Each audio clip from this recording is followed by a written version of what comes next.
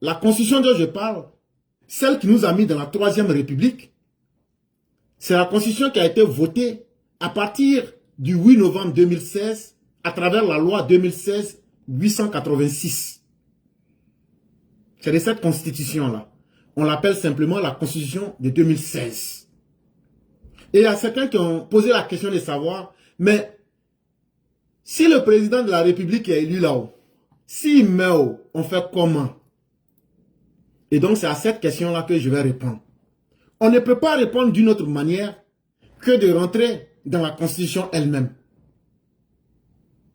Et donc ici, en tout cas, sur la base de ce que je lis, je vais expliquer simplement et permettre que le débat soit là pour que ceux qui savent davantage puissent un jour venir pour approfondir la question pour que les Ivoiriens comprennent très bien les choses. Et donc ici, de la vacance de la présidente de la République, ici, la vacance de la présidente de la République, si un jour il arrive que le président meurt, on fait comment? D'abord, selon la constitution de 2016, vous devez comprendre que le président de la République, là, une fois que il a été élu et il a prêté serment, il ne peut plus faire un autre travail. Il ne peut plus exercer un autre travail public ou même il ne peut plus exercer une autre activité. Il est simplement président et ça s'arrête à ça. Il ne peut pas faire un autre travail. Il ne peut pas être député, rien d'autre. Maintenant, l'article 62 vient nous dire, en cas de vacance de la présidente de la République par décès, si le président de la République meurt, démission ou empêchement absolu du président de la République, ou bien s'il y a quelque chose qui fait que le président démissionne, ou bien s'il y a quelque chose comme une maladie, ou bien quelque chose qui fait que le président est carrément empêché, il ne peut plus exercer son rôle de président de la République, le vice-président de la République devient de plein droit le président de la République. Donc, si un de ces cas arrive au président, soit il est mort, ou bien il y a quelque chose qui fait qu'il démissionne, ou bien par exemple il devient Adamanator, et puis il ne peut plus réfléchir, ou bien comme ça là. En ce moment donc, c'est le vice-président de la République qui devient le président de plein droit. Ça veut dire, il prend la pleine possession du rôle de président de la République. Donc, en français simple, si le président a un problème qui fait qu'il ne peut pas être là pour diriger en tant que président, la première personne qui prend le pouvoir, c'est le vice-président. Mais, avant son entrée en fonction, le vice-président prête serment devant le Conseil constitutionnel réuni en audience solennelle. Mais, le vice-président là, celui qui était vice-président, avant que le président ne meure là, ce vice-président-là, avant qu'il ne devienne président de plein droit, il doit prêter serment devant le Conseil constitutionnel qui va se réunir en séance ou bien en audience solennelle. Les fonctions du nouveau président de la République cessent à l'expiration du mandat présidentiel en cours. Maintenant, quand celui qui était vice-président là, quand il va prêter serment devant le Conseil constitutionnel qui a été réuni en audience solennelle, là, il devient président avec tous les pleins droits. Mais, son mandat, puisque ce n'était pas lui qui était élu comme président, il a seulement remplacé le président qui était là avant lui. Donc là, il va terminer le mandat du président. Il va terminer le restant du temps qui reste là. Il va finir le mandat là. Quand il aura fini le mandat qui était en cours, donc, l'empêchement absolu du président de la République pour incapacité d'exercer ses fonctions est constaté immédiatement par le Conseil constitutionnel, saisi à cette fin par une requête du gouvernement approuvée par la majorité de ses membres. Et donc, il revient en arrière pour dire, puisqu'on vous avait dit que pour prêter serment, là, ça doit se faire devant le Conseil constitutionnel. Mais avant de prêter serment, comment on va faire pour réunir le Conseil constitutionnel? Le Conseil constitutionnel est saisi par une requête du gouvernement approuvée par la majorité des membres. Donc, quand on constate que le président, là, il y a un problème qui fait qu'il ne peut plus diriger, là, c'est l'ensemble du gouvernement qui se réunit. Et la majorité du gouvernement, ils vont se consulter. C'est que la majorité va décider, là. Si la majorité dit, c'est le Conseil constitutionnel qu'il faut toucher, on va donc écrire une lettre pour dire que la majorité du gouvernement, à travers ses membres, a approuvé qu'il faut qu'on vous touche. Ils vont écrire une lettre pour envoyer ça. Et c'est comme ça que le Conseil constitutionnel maintenant va prendre acte et va se réunir maintenant en séance solennelle. En cas de décès, de démission ou d'empêchement absolu du vice-président de la République. Maintenant, on a fini avec ça. Si le président avait un problème, c'est le vice-président qui le remplace. On a expliqué tout ça.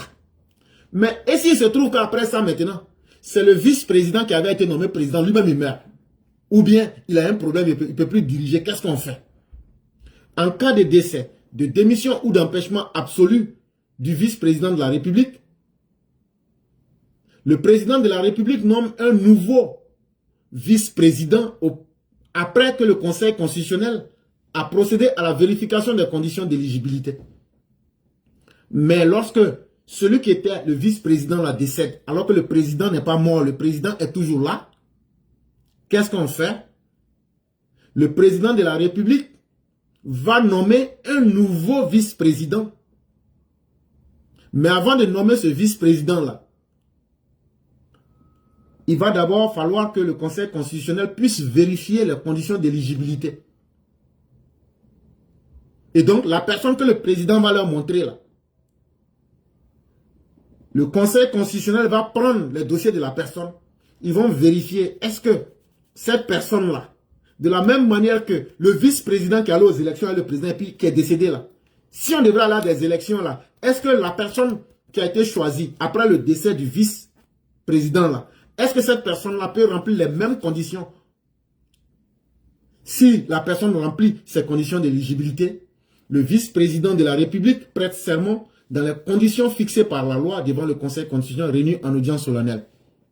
En ce moment, si la nouvelle personne qui va être vice-président et que le président a proposé, si elle remplit les conditions d'éligibilité et que cela a été constaté par le Conseil constitutionnel, et donc le Conseil constitutionnel va inviter cette nouvelle personne-là qui va devenir vice-présidente de la République, on va donc inviter cette personne-là, selon les conditions de la loi qui ont été fixées, elle va venir prêter serment devant le Conseil constitutionnel. En cas de décès ou d'empêchement absolu du vice-président de la République, alors que survient la vacance de la présidence de la République, les fonctions de président de la République sont exercées par le Premier ministre. Maintenant, si le président meurt, ou bien le président ne peut plus diriger, et puis en plus de ça encore, son vice-président encore, lui, il vient mourir, ou bien il démissionne, ou bien il y a quelque chose qui l'empêche, on fait comment? C'est le Premier ministre qui prend le pouvoir.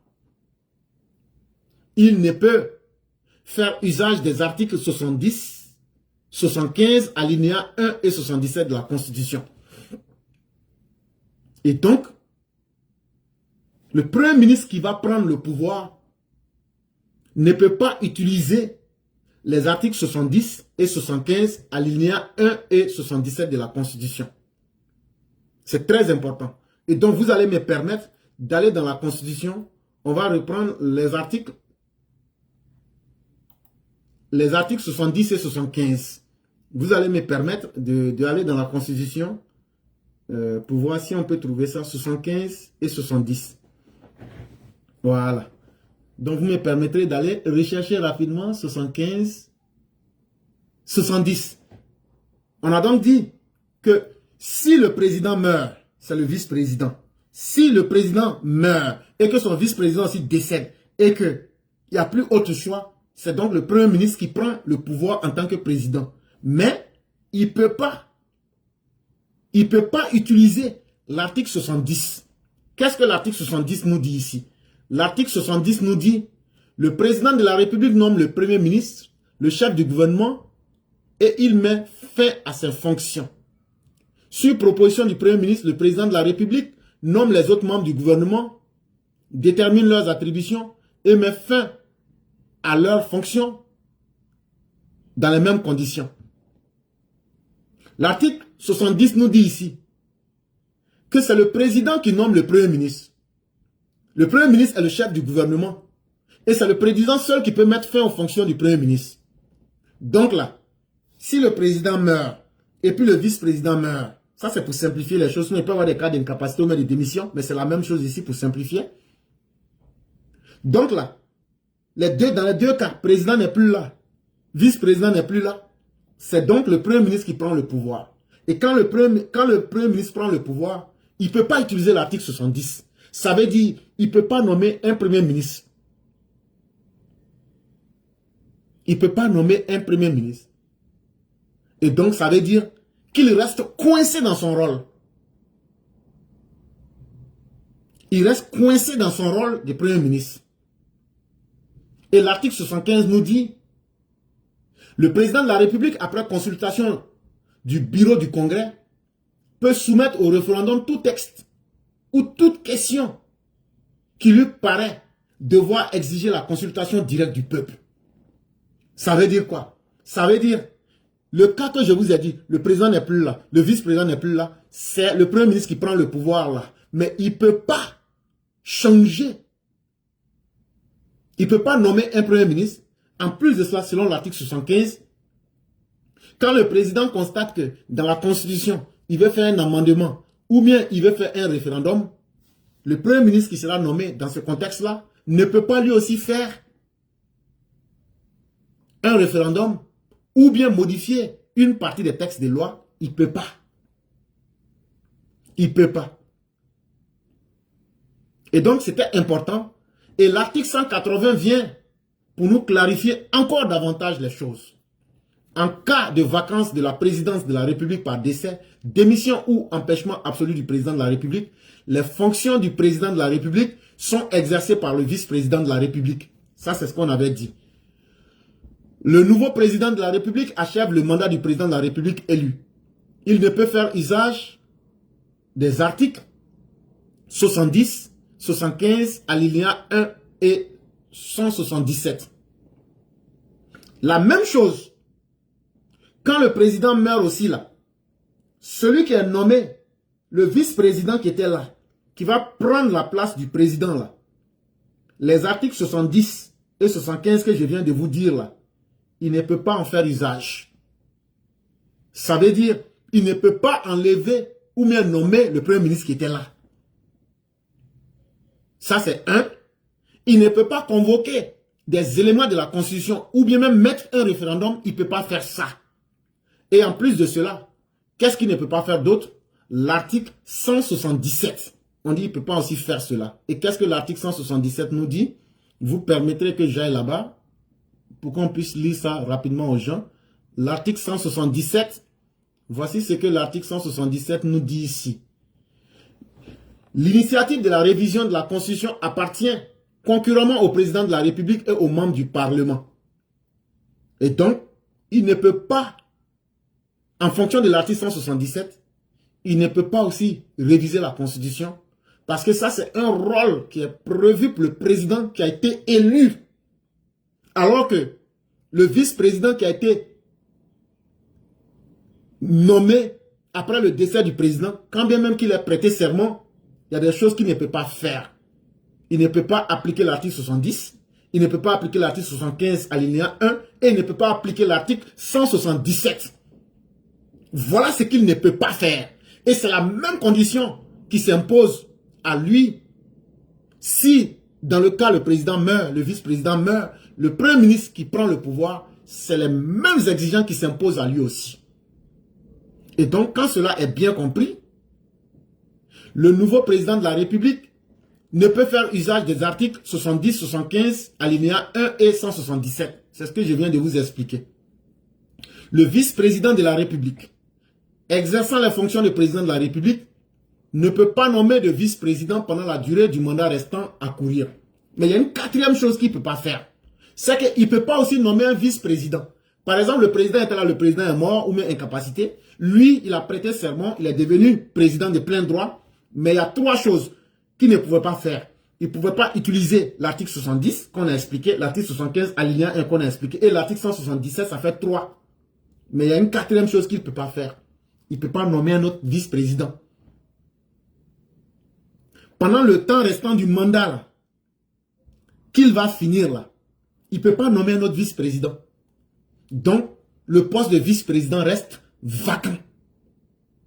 Si le nouveau président de la République se trouve à son tour empêché pour quelque cause que ce soit, les fonctions de président de la République sont exercées par le gouvernement dans l'ordre protocolaire. Et donc, en fonction de ce qu'on venait de vous dire, s'il arrive qu'il y a des empêchements et que tous ces cas-là se sont avérés des vérités, en ce moment donc, la gestion du pouvoir va revenir à des membres du gouvernement en fonction de l'ordre protocolaire. Si vous êtes ministre d'État, en fonction des grades, tout, ils vont voir et puis ça va continuer. Mais qu'est-ce que cela prouve ici? Ça prouve une chose extrêmement importante, c'est que la Constitution de 2016 a réfléchi sur la question et a apporté un élément qui est très différent de l'article 11, qui a créé beaucoup de problèmes en Côte d'Ivoire. Ça veut dire qu'aujourd'hui, même dans la succession, tout est tellement bien clair et tellement balisé que ça évite tout conflit de succession ou bien toute mauvaise interprétation de la loi. Et ça, il faut dire merci au président Ouattara d'avoir anticipé sur les événements et d'avoir été aussi prévoyant que possible. Et nous disons donc merci.